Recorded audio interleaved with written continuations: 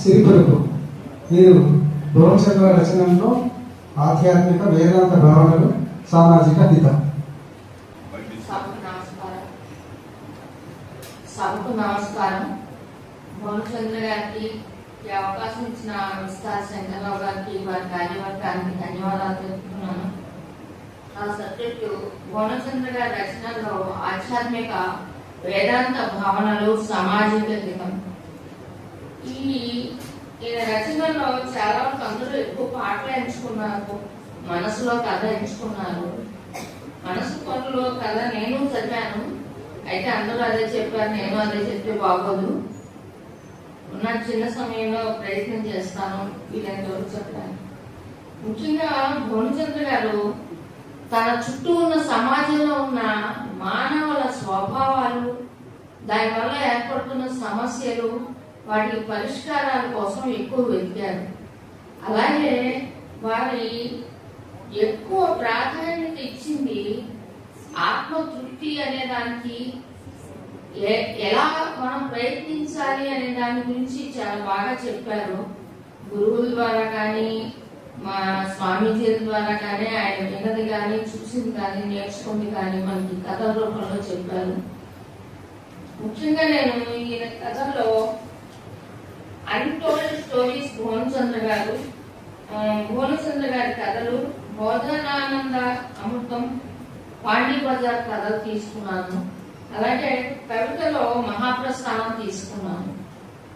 ఇక్కడ మానవ స్వేచ్ఛ, మానవుడి శక్తి, గొప్పతనం, ఆత్మ ఉద్ధరణ, శాంతి ఎలా కావాలి అనే దానికి మనం ఎలాంటి ప్రయత్నం చేయాలి అనేది వారు చెప్తారు.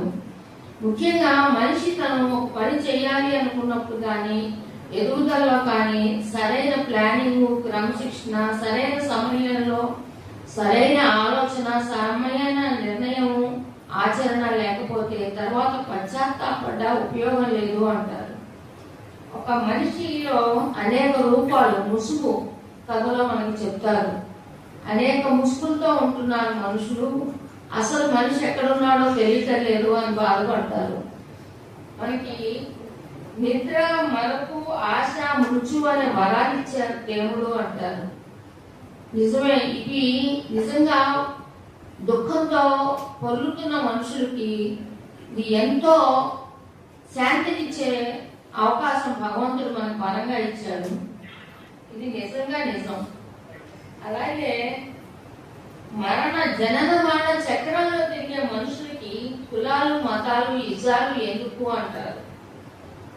మహాప్రస్థానం రాసినప్పుడు ఆత్మతృప్తి గురించి చెప్తారు. మనకి శ్మశానంలో కూడా ఎంత శాంతి ఉంటుంది, సమానత్వం ఉంటుంది అంటారు. ఈ శ్మశానంలో ఇంత మహాశాంతి, సమానత్వం మనుషుల్లో లేదు కదా. ఒక్క శ్మశానంలో తప్పితే ఎక్కడ సమానత్వం దొరకట్లేదు అని బాధపడతారు. అలాగే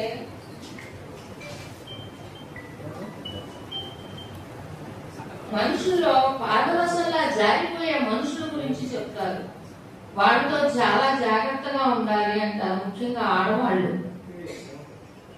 అలాగే మనసుని సరైన మార్గంలో నడిపించడం, మళ్లించడం, బుద్ధితో అదుపు చేసుకోవడం చాలా అత్యవసరం అని చెప్తారు. అలాగే మానవత్వంతో పాటు మనిషికి మాతృత్వం ఉండాలి అని చెప్తారు. ఆయన తన సామాజిక రుగ్మతల గురించి రాసిన కథలో మానవ సంబంధాల్లో సున్నిత భావాలకు ప్రాధాన్యత ఎంతో అవసరం ఉందని గుర్తు చేస్తారు మనకి.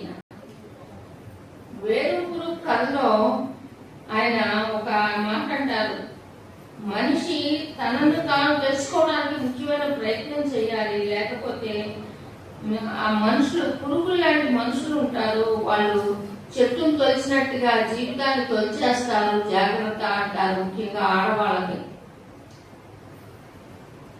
అలాగే సమాజంలో చెడ్డవాళ్ళతో పాటు మంచి వాళ్ళు ఉన్నారు, మనం వాళ్ళని గ్రహించాలి జాగ్రత్తగా అంటారు.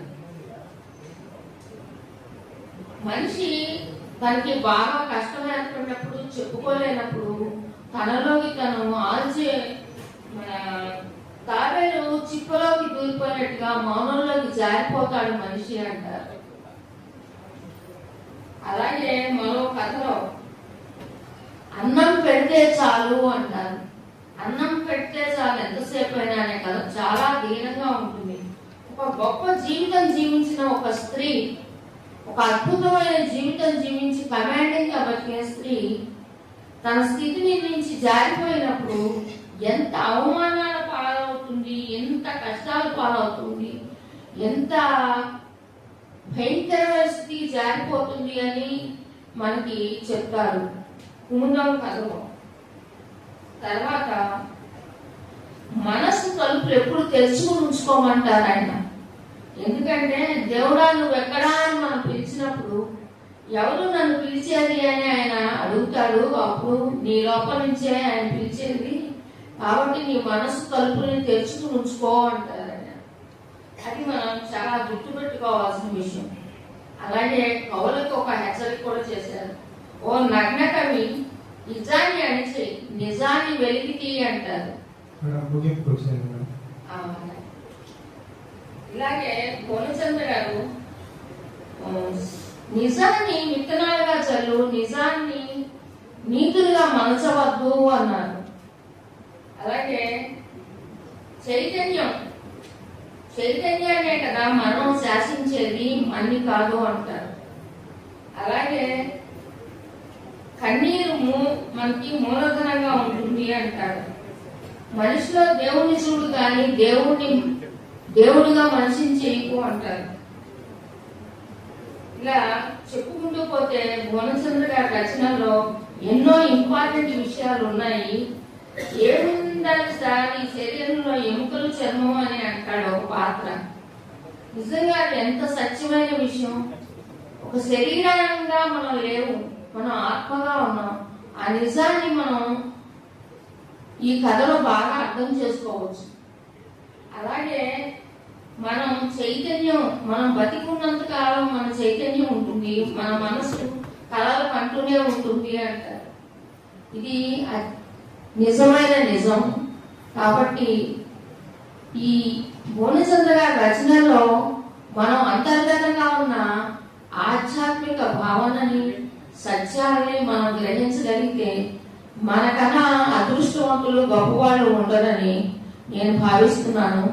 వారికి, వారి వర్గానికి ధన్యవాదాలు చెప్తున్నాను. నమస్కారం. ధన్యవాదాలు మేడం. ఈ వేదాంత భావనలో మీరు చెబుతూ మీ స్వరం కూడా దీనికి తగినట్టుగా చాలా బాగా ఉంది. కాబట్టి ఇందులోని విషయాలన్నీ కూడా పెద్ద సమర్పణలో ఉన్నాయి కాబట్టి చాలా బాగా చెప్పారు మేడం.